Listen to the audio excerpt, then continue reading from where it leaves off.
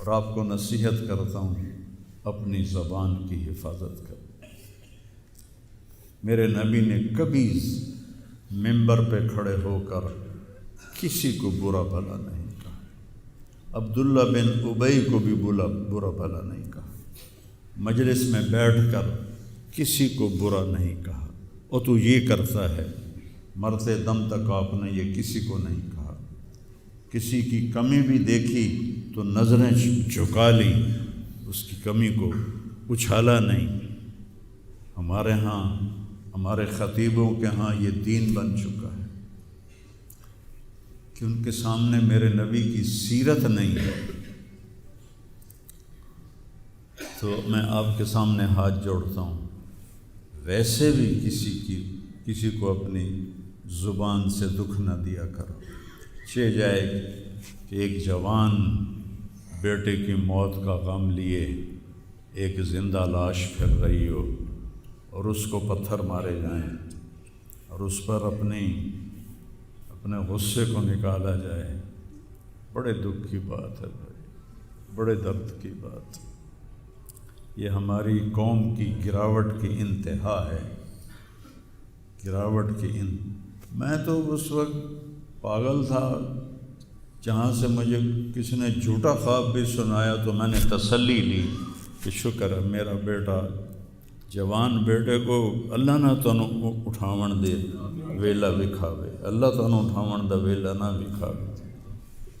تو جو تار سے نکلی ہے وہ تم سب نے سنی ہے، جو ساز پہ بیت گزری ہے وہ کس دل کو پتہ ہے۔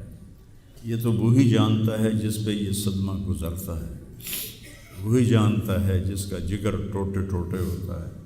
اوروں کو کیا پتہ کہ اولاد، جوان اولاد کا، اور میرا بچہ یہ اتنا نیک تھا، کبھی غیبت نہیں کرتا، کبھی غیبت نہیں کرتا، کسی سے نفرت نہیں کرتا تھا، کسی کی غیبت کرنے نہیں دیتا تھا، کسی کی برائی کرنے نہیں دیتا تھا۔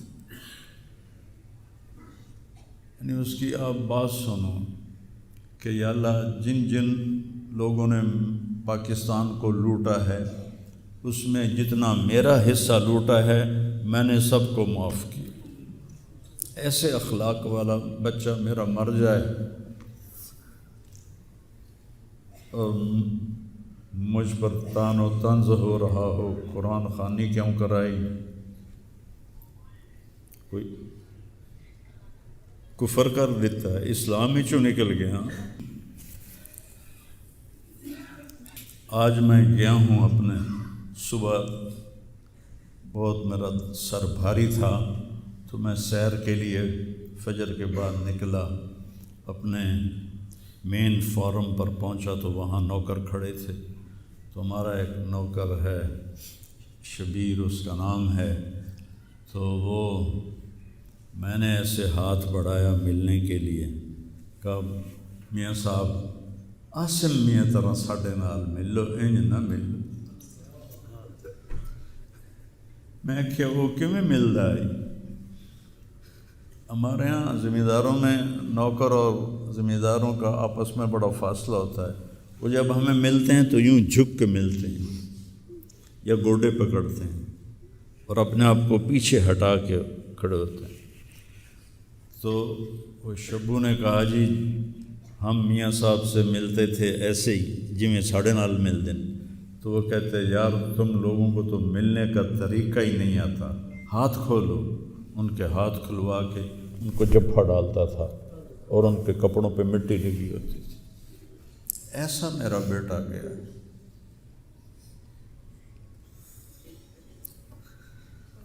نوکر کے منہ سے نوالا نکال کے اپنے منہ میں ڈال کے کھا لیتا تھا۔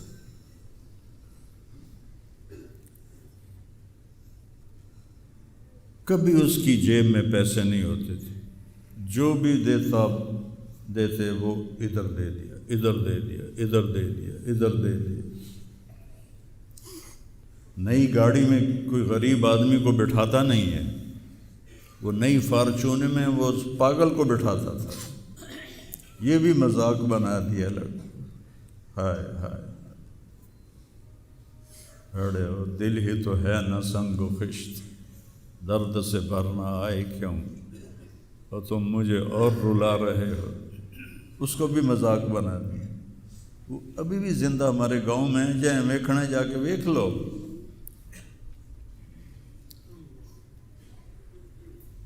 اور اس نے کہا کہ میرے رب نے میری بخشش کر دی اس ملنگ کی خدمت کی وجہ سے۔ کسی پاگل دے کپڑے وٹامنا، ناوامنا، وہ دے وال کٹامنا، وہ دے نو کٹامنا، ایک زمیندار دے بیٹے دا اے کوئی سوکھا کام، وہ دے ماں پیو نان کر دے۔ اتنا غریبوں سے اس کو پیار تھا، اور سخاوت کوٹ کوٹ کے بھری تھی، اور نوکروں کو بھی بھائی کہہ کر بلاتا تھا۔ ہم لوگ بلاتے ہیں اوئے ایدے آ، ہمارے جو ہم نے اپنے والدین کو دیکھا، چاچے تائے بابے دیکھا، اوئے برا، کہتا بھائی ادھر آئیے۔ یہ جہ ہیرا بندے دا کھڑی جاوے تو دا کی حالس۔